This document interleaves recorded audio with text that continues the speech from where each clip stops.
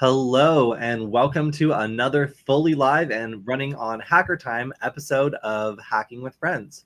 My name is Kody Kinzie. I am a security researcher at Varonis, and today I'm going to talk about all the cool stuff that happened at Blackhat and Defcon, as well as answer your ethical hacking questions or questions about the conference in general. So first off, anybody in the audience, did I get to meet you there? Because I know I got to meet at least a couple people from the stream, and I was hoping that maybe some of you will be on today. So if you did, then please say hello. It was really great to be able to meet people at both conferences, but by far I met the most people at Defcon. At Defcon, my friends and I were running our own booth for teaching people beginning ethical hacking and working with IoT Village in their space to put on some really big workshops. It was super cool, and we met over 200 people via those workshops. So if you were one of them, then thank you for coming, and I hope you enjoyed everything. It was really, really cool. So I also want to give a shout out to one of my favorite creators, Make It Hackin', for meeting up with me at Blackhat at the Varonis booth and showing me some of his new incredibly cool creations. And I think my favorite thing out of the entire conference was getting my hands on the very first ever, or at least that I'd seen,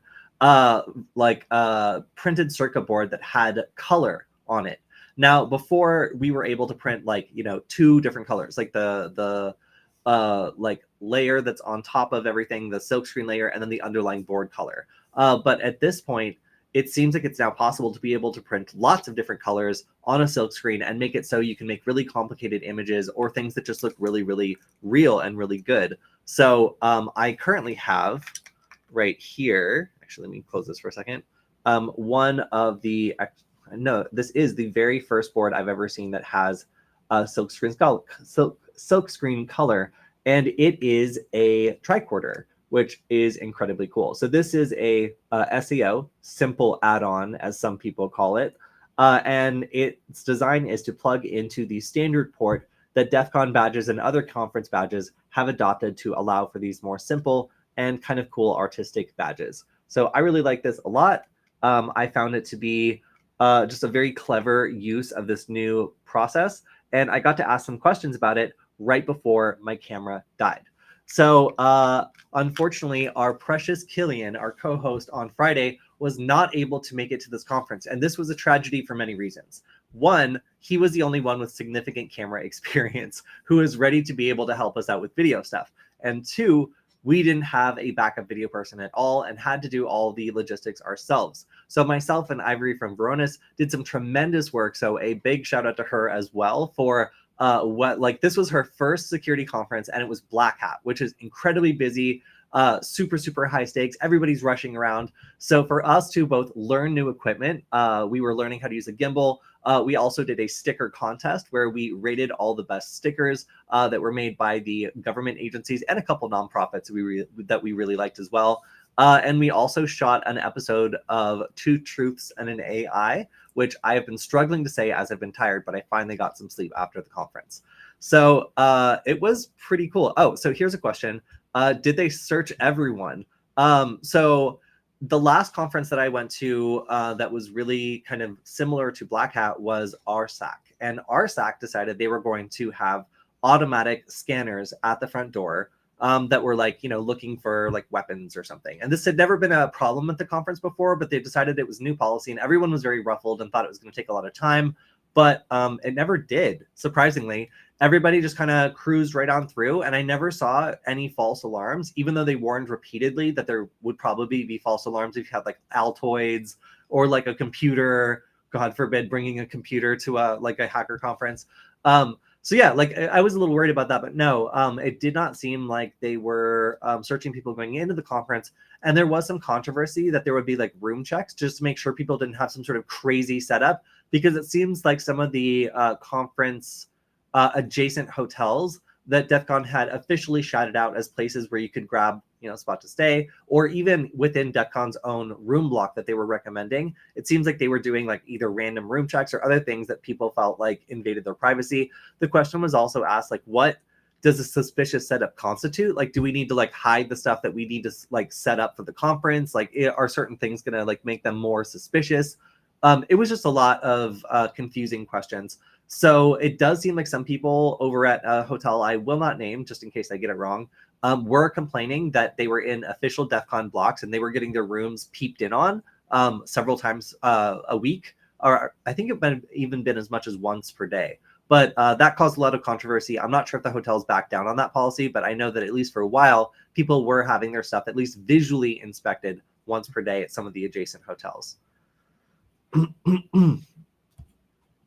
Oh, that's interesting. So James says that apparently some hotels were asking people why they were staying and asking to see people's rooms if they said DEFCON. So I booked very late, and as a result, I got to stay at least part-time at the clown show, aka Circus Circus. Now, Circus Circus was like an obvious choice for me because the rooms are $80, and you know, like they seem like they would be a good place to stay. So my friends who were working at the conference stayed there, and we kind of lugged our gear back and forth because you can actually walk back and forth from the convention center. Now, it's not a pleasant walk, but it's a walk.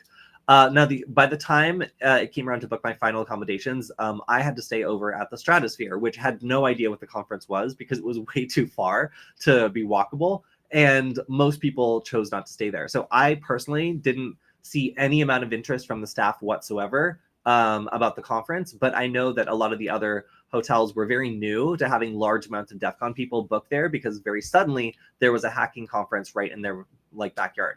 So if you aren't in the know, then DEF CON was actually canceled this year by the casinos that have hosted it for like 30 years or so. And at this point, it wasn't really clear where they were going to be. But fortunately, they were able to get some space at the Las Vegas Convention Center. I don't know who they displaced for that, but either way, it was possible to get it done, even though the original venue was no longer interested in hosting the conference. There's a lot of theories as to why that happened. I'm certain that the bomb threat that happened the year before, or the bomb scare where people had to evacuate and it shut down a section of the conference's schedule, and it it turns out that it wasn't a real threat, but it was something they had to investigate. That might have been more effort than they were looking for in hosting a conference. So I don't really know. There's a lot of things that could have happened, but again, that was the thing that happened last year, and it was certainly maybe not great for the venue. So this venue was really interesting. The Las Vegas Convention Center is huge. I've never had that much space before when doing teaching, whatever else. So hopefully it was good to have everybody a little bit spaced further apart. I know there's kind of a surge of people getting sick, as I got sick immediately before this after coming back from Hope. And already one person on our team has tested positive for COVID. Fortunately, most of us were wearing masks, but I know a lot of people weren't. So please, if you're just getting back, make sure to test yourself and make sure you didn't bring back any surprises. But yeah, it was quite a conference. There were so many people there. And I think the general feeling was that the Las Vegas Convention Center was pretty good. The only complaints I heard about it was there was signs on the door that said that the property would be tracking your Bluetooth and Wi-Fi signals, and that if you didn't want that, then the best thing for you to do was to just turn off your Wi-Fi and your Bluetooth, which would make it pretty hard to potentially work in there. So interesting things from the venue, definitely a new experience, and as always, new badges. So this badge is cat-shaped. It apparently runs on an RP2040, which is incredible to me if true, and it is a full-fledged Game Boy emulator, which set off its own series of controversies. So the first controversy was some people questioned whether or not it was a good idea to put a full-on emulator on a official conference badge, as people might potentially run, let's say, different games that they didn't pay for the license to. So obviously piracy is something that, they don't necessarily want to explicitly condone.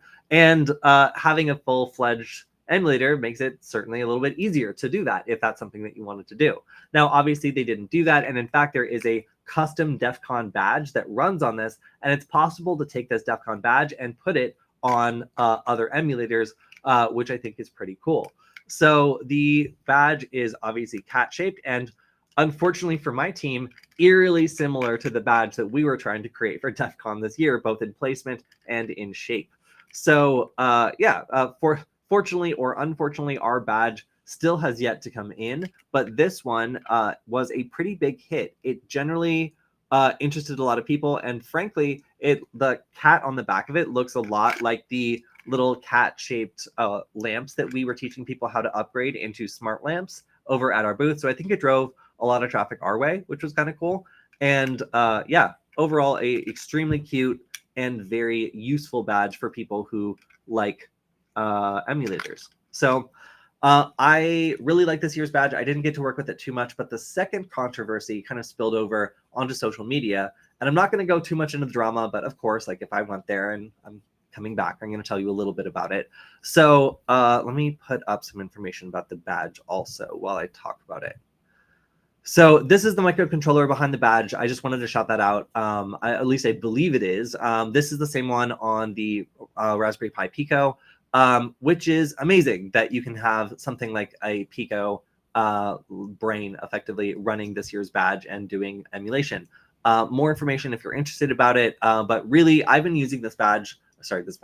I've been using this microcontroller for do-it-yourself projects because the cost is just so incredibly low on these. And there's so many boards that allow you to buy batches of these with custom hardware soldered to it already, like little NeoPixel grids or things like that, for like less than $4, $3. So I can understand why the conference went with this badge. And this did generate some news. Like people were really interested in this. And again, there was some controversy as to whether or not, it was a good idea to do that. But the other controversy was one of the people who was involved in creating this badge had apparently a contract dispute or some other internal issue that I don't particularly care about with the conference. And as kind of retaliation for feeling stiffed, included an Easter egg that was asking for Bitcoin donations and basically reinstated their company's credit, even though that credit had been removed because they were unable to resolve their contract dispute of whatever. So they then showed up to a panel they had been explicitly told, apparently, by Defcon that they could not attend, and told the conference that they would have to remove them in order to prevent them from going up and making a statement. The conference did remove them, and then they held a meeting outside the conference where they made a bunch of accusations against the conference about not doing fair dealing and other problems between them and Defcon. That generated a lot of back and forth. The conference made a statement. The company involved made a statement. Overall, I don't really have very many feelings on this. I was busy. And compared to the bomb scare / shutdown of the conference last year, this level of drama is something that barely rises to my level of attention when I'm already working on something quite complicated. So that's the drama from DEFCON. How do I feel about it? I don't have any feelings at all. I was too busy. And frankly, it's one of those things where I think both parties don't look great when they are trashing each other in public. So, I would have preferred that this was all handled behind the scenes and not disrupted the conference. It's not very professional on either side to do that. So either way, that's what happened behind the scenes at the conference. When it comes to some of the other awesome stuff that I saw there, well, I put together a little bit of a show to get people to understand what the interesting parts of both of these conferences were.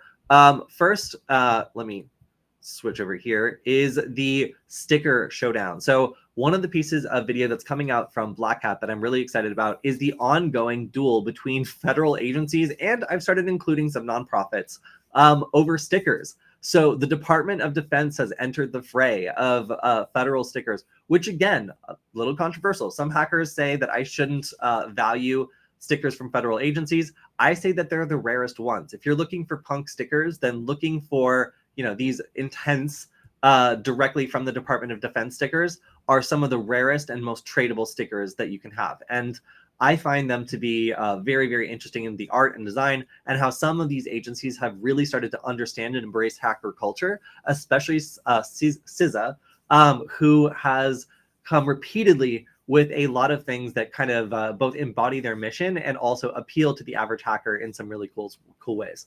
They are the champion from the last sticker showdown that we did from RSAC. So the fact that DoD has entered the fray, NSA was there with some new sticker designs. We also included Women's Society of Cyberjitsu, a nonprofit we've worked with before, who are fantastic and had some awesome designs as well. So yeah, stay tuned to see the result of the sticker showdown. I really thought it was cool that more agencies are starting to understand that hacker culture means, if you want to attract people, have a really cool, well thought out sticker that embodies your mission and just looks awesome. And you'll probably get people that are willing to have at least a conversation with you. Oh, the other newcomer was the rewards for justice table, affectionately called the snitch table by some people initially, but then most people ended up coming around because they were mostly focusing on offering rewards for hacking groups that were targeting critical infrastructure like water and power. And generally the people who worked at that booth were pretty cool. Like they understood hacker culture, they were there to engage with people, and they were in the ICS village in Defcon. So it was cool to see them both at Blackhat and Defcon, because as like a federal like group or like an agency, like they were kind of unexpectedly like plugged into the culture. I did not see the NSA booth at Defcon for some reason. Interesting. Maybe I just didn't look hard enough, but CISA was definitely there. So it was cool to see them also at both of the conferences. I wanted to just call out, like, first of all, I was color matching with the Varonis like booth outfit. I went undercover to go and like look at other cybersecurity companies, because they just won't give you any stuff if you aren't dressed as, you know, somebody who might buy a $100,000 product. So I went over to give like a CrowdStrike employee a hug just based on recent events. They did not need one. They had a huge line. So it was pretty crazy to me that, you know, immediately after everyone's like flights were delayed and stuff, like it did not seem to impact the interest in hanging out and talking to them. I will point out that there maybe weren't that many people doing demos. Most people just wanted ironic CrowdStrike merch, but still, it was crazy to see like no real people in the demo booth, but then a giant wraparound line at the CrowdStrike.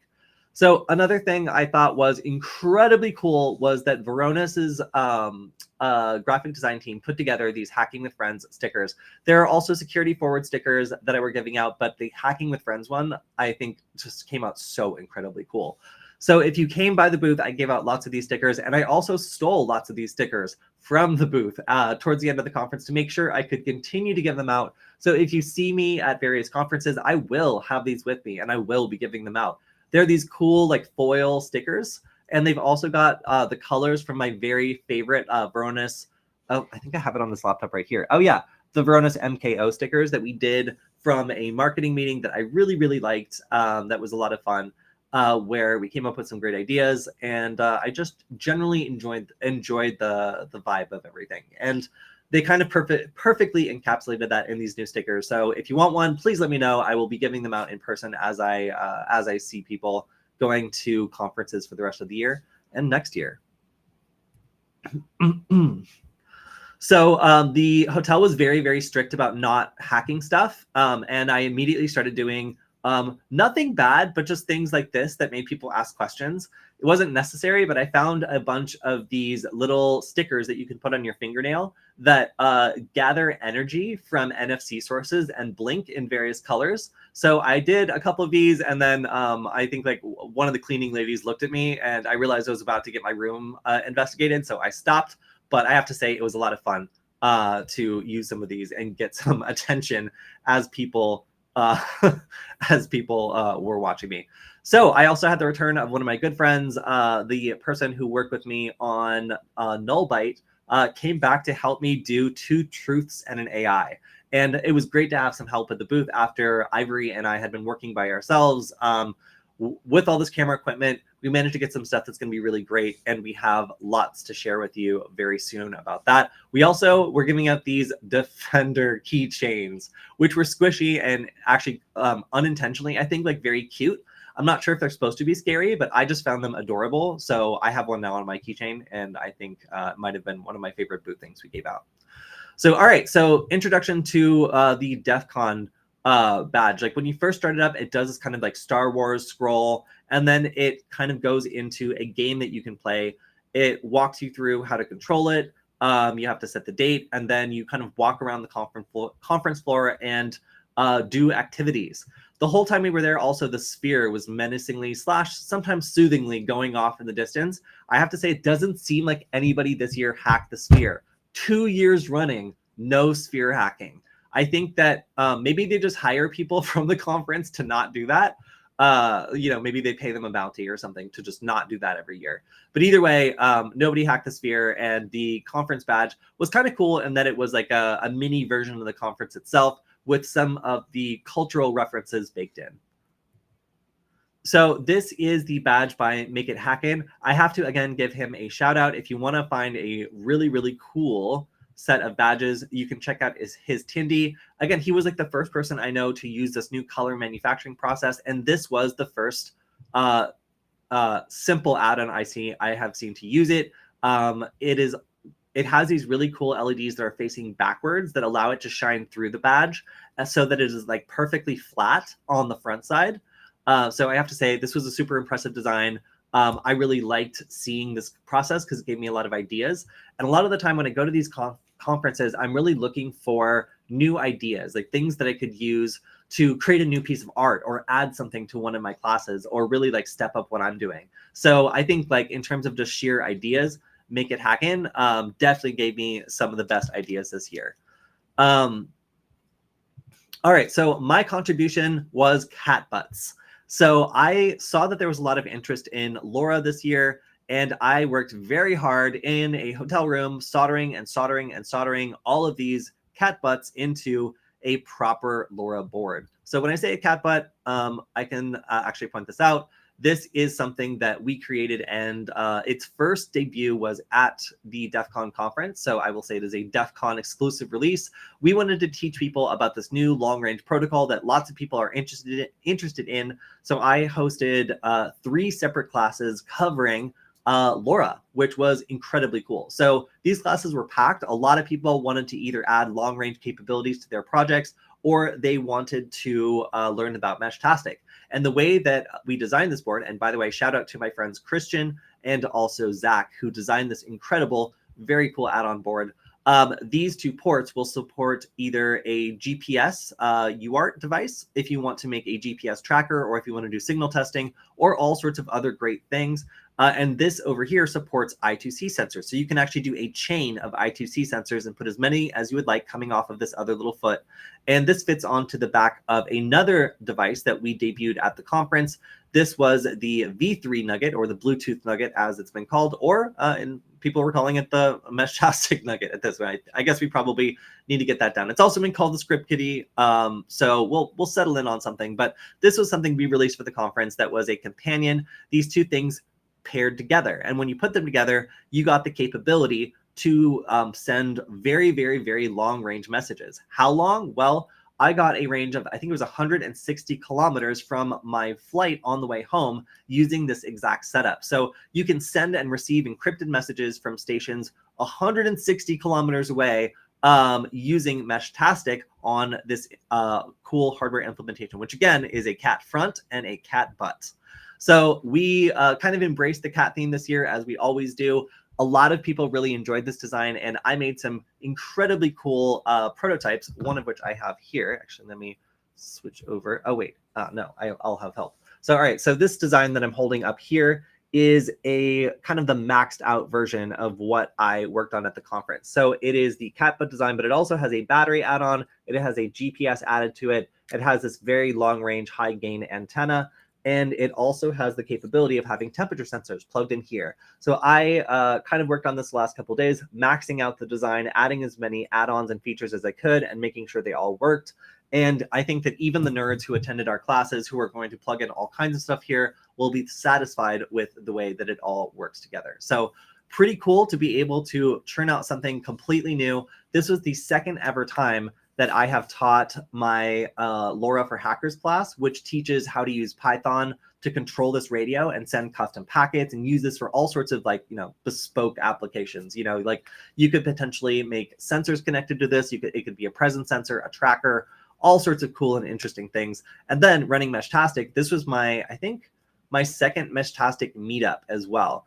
And I called it a meetup because it was pretty informal, but I started including scripts that I've written to do setup, configuration profiles, and we also all joined the custom Defcon network, which was configured to deal with the huge amounts of traffic there. So how many nodes? Well, I was counting around 400 nodes in my immediate area when I was doing transmissions on my Meshtastic device. So hundreds and hundreds of nodes all broadcasting at the conference at the same time.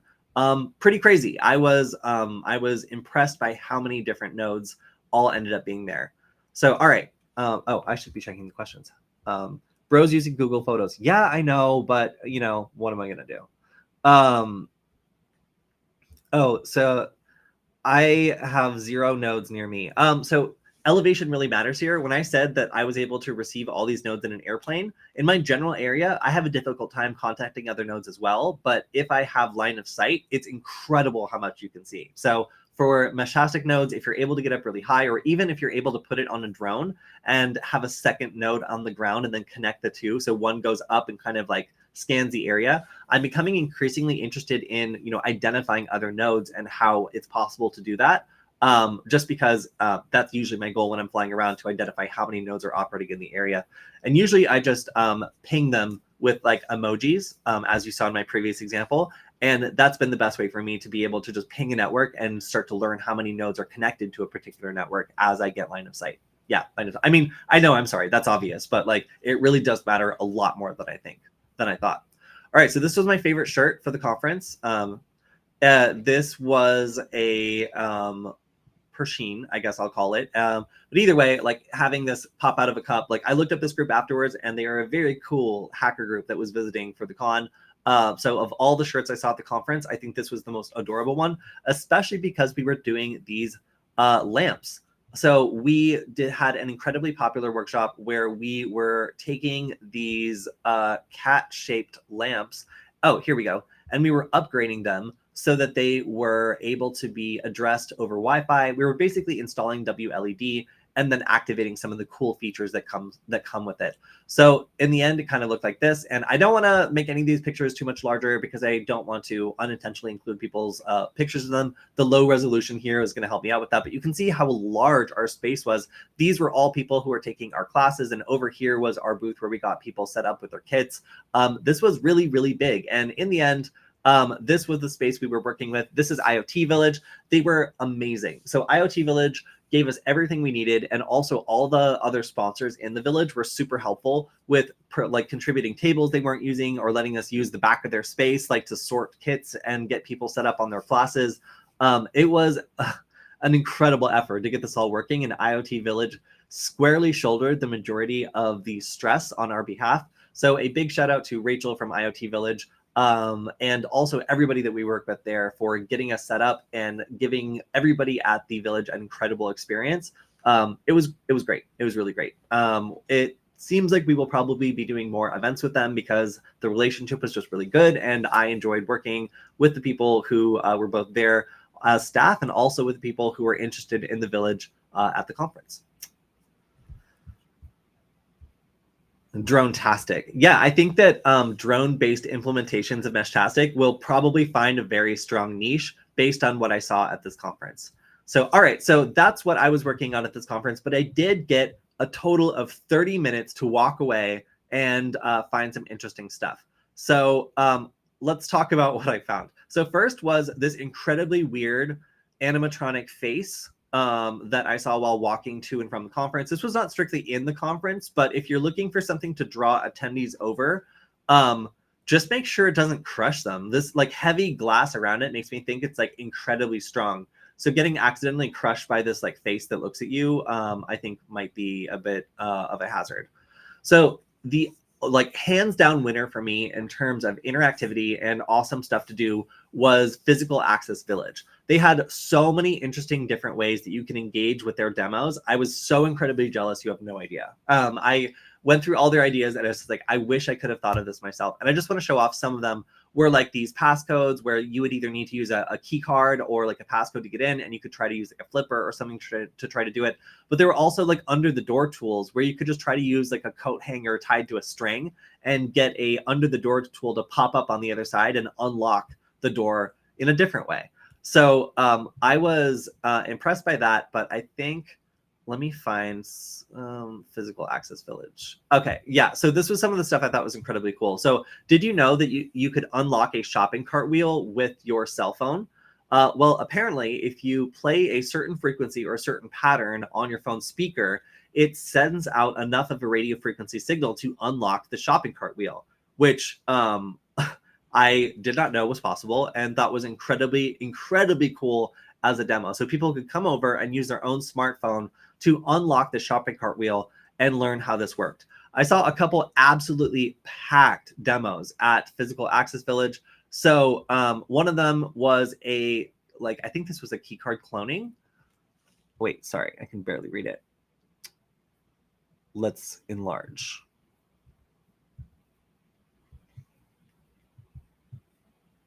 Oh, right. Okay. So demo on how access control systems work. Magstripe cloner, which I thought was extremely cool as well.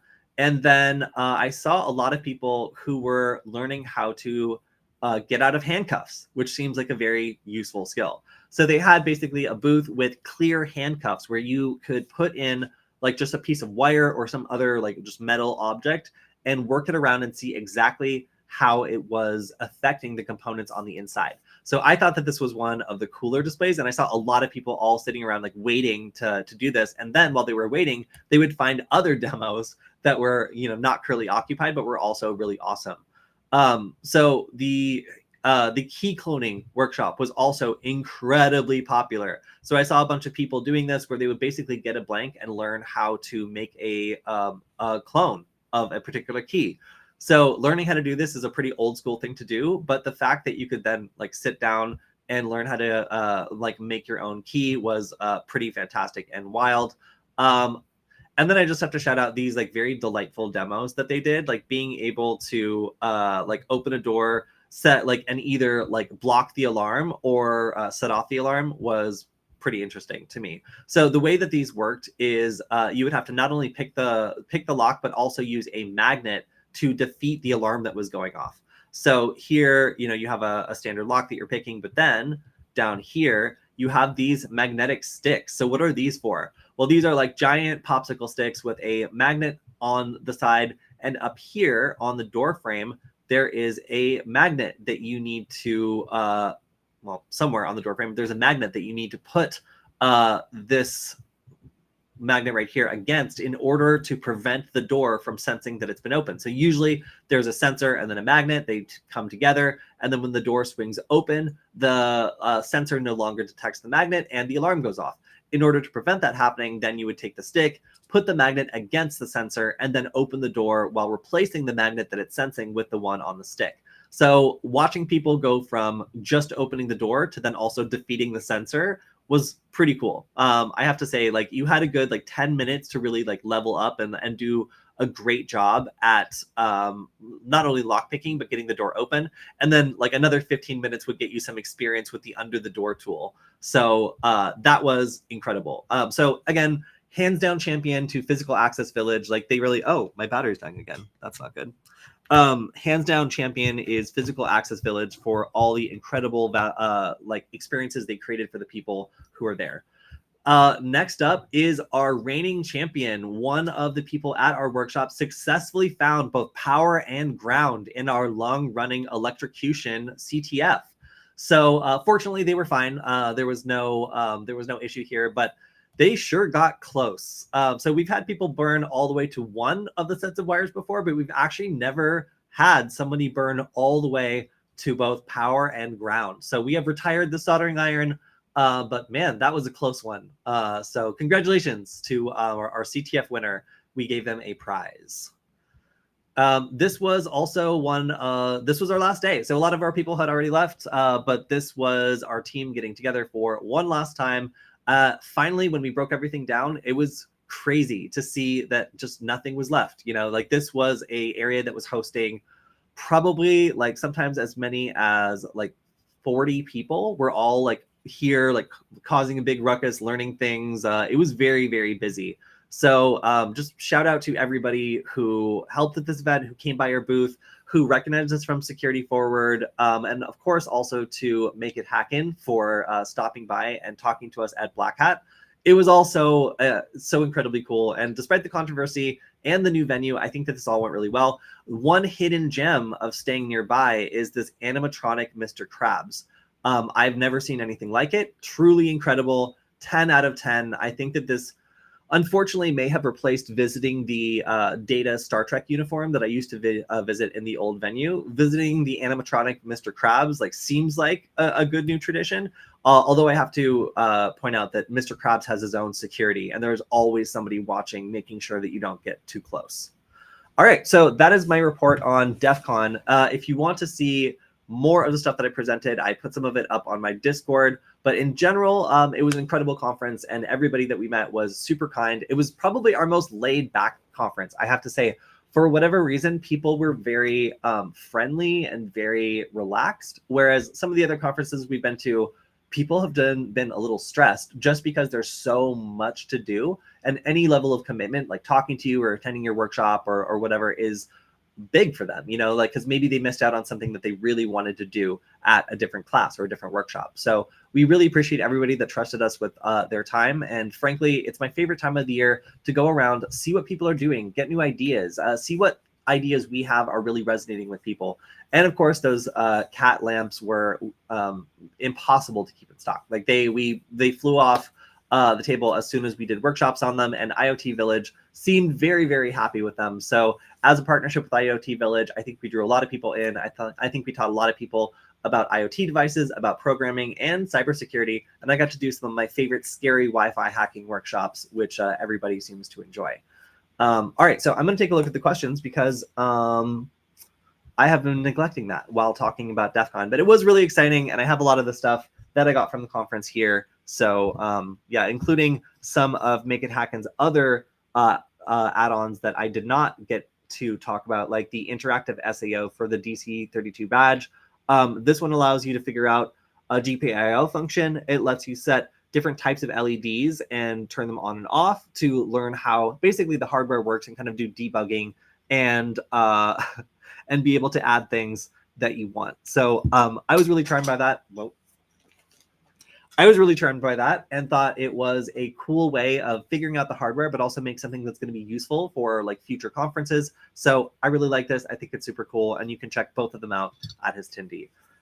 All right, let me go through the questions and see if there's, okay, school for criminals, maybe, but the thing is, we're a security conference. It's like when I was a security guard, like they refused to let us see like what the IDs of certain states looked like, because they're like, oh, it's a security vulnerability. Like, you know, we don't want you to, the security guard, to go into a side business where you're making fake IDs. So they literally wouldn't tell us what the ID would like look like. So we would have to just be like, looks good, and just give it back. So like, I have always advocated for the people who are making the decisions to have the right information. And that's what DEF CON is supposed to be, right? It's like you're getting access to the right tools to do your job, even if those tools could be abused. And even if some people in the audience are objectively criminals or perhaps federal agents.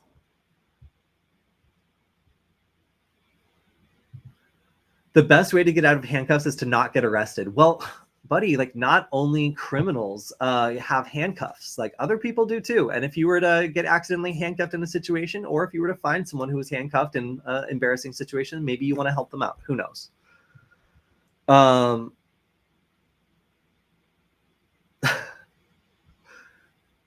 Great talk from DEFCON 31 about shopping cart hacking. Yeah, that's really cool. Like that is the kind of core behind this, was previous research on how shopping carts can be unlocked and the way that technology actually works. Let's see. Yes, and again, I'm sorry for using Google Photos, but we do what we can on a short scale. Can we get a sphere blue screen? I feel like they'll do it ironically at this point. Like they'll probably just make the screen blue and then they'll be like, haha, just kidding, you didn't get us this time.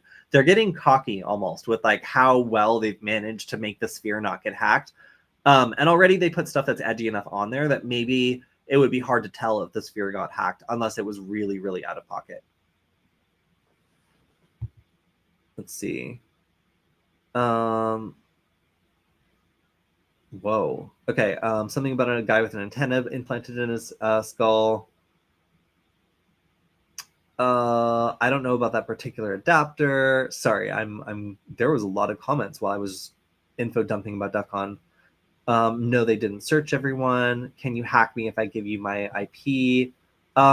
Sort of. I mean, it as with all things, it depends. Like, you want to protect your IP address because it makes people, it's easier for people to find information about you potentially, but also because you might have done something stupid.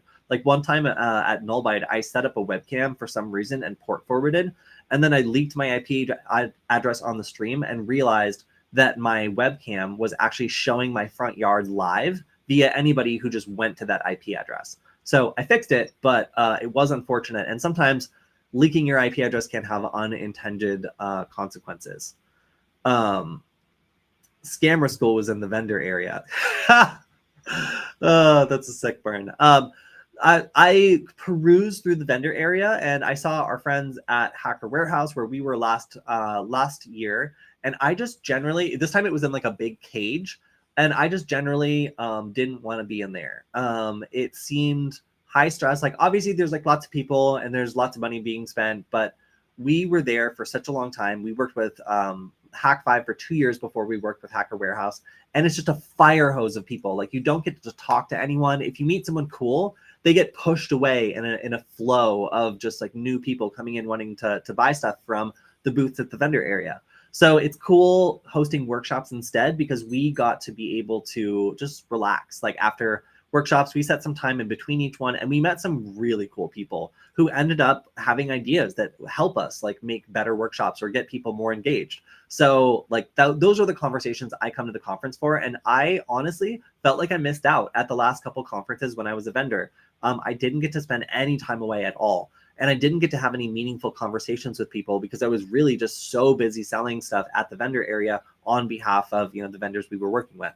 So like that was a nice relief to be away from all that and instead be focused on education, on teaching workshops. The vendor area is cool. And I did teach a bunch of other workshops outside of that, but I really, in previous years, was not able to meet as many people in like a one-on-one basis. So yeah, again, thank you to everybody who came to our workshops, everybody who stopped by our booth, all my hacker friends like Shota who stopped by and were like, hey, and I was like, hey, and then immediately 4 people were like, I need you now. So I didn't get to talk to some of my favorite people, unfortunately, but I did get to meet a lot of new, fantastic people through teaching workshops instead. So the vendor area, I do not miss it. I have to say, like, I was thinking of trying pretty hard to be out there again because it's an easy way of meeting a lot of people. But frankly, IoT Village and education, those were 2 decisions we made to go with. Was like we were going to focus on these workshops and outreach. We were going to focus on working with IoT Village and making that as wonderful as we possibly could, instead of kind of like hedging our bets and going to like different villages or like trying to also be in the vendor area. It just didn't seem to make sense. So yeah, that was DEF CON. Hopefully some of you will consider making it next year if you didn't make it this year. It was incredible. Yeah, we really had a great time. And in spite of the new venue, I feel like it came together and hackers were able to exchange great ideas. I learned a lot. And I did find the badge to be like pretty inspiring and cool this year. They went the full route of putting like a whole enclosure around it. They made it look like something that's a lot more finished and a lot more just battle tested than most DEF CON badges have been in the past. And as everybody knows, 1 out of every 4 years, DEF CON girl bosses too close to the sun and ends up with absolutely no badge at all. And instead we all get either a rubber or a paper badge as necessary. So this happens, manufacturing electronics is complicated and they set some truly ambitious goals. So as a result, there have been conferences where nobody gets an electronic badge. So having a full-fledged emulator, especially one with a snappy case on the outside and a lot of cool features, like that was something that I was truly impressed by. So awesome conference. This badge, again, very cool. The yellow color is because we were in the village. So I have now collected a red badge, a goon badge, for being a volunteer last year at the conference. I now have a village badge, a vendor badge. I think I need like a speaker badge. Oh, and of course I have a press badge for being pressed for such a long time. So I'm closing in on having most of the colors of the rainbow that I care about. I guess I just need to apply to be a speaker next year to see if maybe I get a speaker badge. And I guess if I could really try to win a contest, then maybe I get a black badge too. But either way, it's just wild to me. I've been at this conference for such a long time now that I really started to know a lot of people there.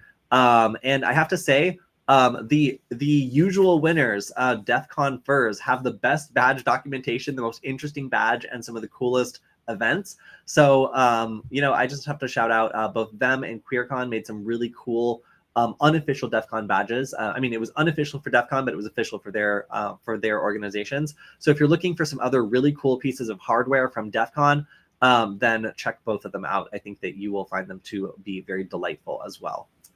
All right, so that's all I have for this stream. I'm going to stick around and answer a couple questions, but the very next conference I'm going to potentially is going to be Wild West Hackin' Fest. So haven't been there before, but this is a year of a lot of firsts. So we'll see. That is in the beginning of October. and maybe I will see some of you in Deadwood. You guys are live? I just got here. Yeah, no, we're live. But don't worry, I'll stick around for a couple more minutes if you got something to ask. I think the vendor is actually called Scammer School. I don't want any beef. Sorry. Yeah, no, I thought it was a sick burn, but yes, no, you're correct. There's a social engineering thing that's called that. I just thought it was funny. So yeah. Next up also is I think I'm going to be doing another episode of my cloud security focus content on the next Friday stream. So on Friday, stay tuned for me and Killian going over the hacker news. Killian was confronted with a hurricane and unfortunately was forced to battle it in order to get to Defcon. To get to Blackhat. So it was very sad to not get to see him there, but we will be back together on the stream on Friday, talking about all the news of the week and also talking about some cloud security concepts. So usual shout out. Thank you to everybody who helps make the stream a success. I got to see 8-Bit Oni. That was cool. Like some of the other regular people from the stream. So if you came by and said hello, you are the reason why the stream is a success. Like, it's wonderful to get to talk to you every week, and living out in the sticks like I do, you are my connection to the hacker culture that I so sorely miss when I don't get to see everybody in person at these conferences. And a huge shout out to Veronis for sending me both to Blackhat and to Defcon. It was incredible working with Ivory on our social media team. I think some great content's going to come out from that. So stay tuned for 2 truths and an AI, and also some of the great sticker showdown content that we're going to be putting out soon. And if you want to support the stream, you can always go to veronis.com/Kody. That's Kody. Veronis supports this stream and also my travels to all these various hacker conferences where I get to teach all of you awesome stuff. So if you want to support the stream and also all the outreach I get to do, then just click on that link or go to it, because it does let everyone know that you appreciate the stream. All right, everyone, thank you, and I will see you on Friday. Hopefully I will see some of you either in Deadwood or at the C3 conference, which is coming up in December. Yeah, I will see all of you soon. Goodbye, everyone.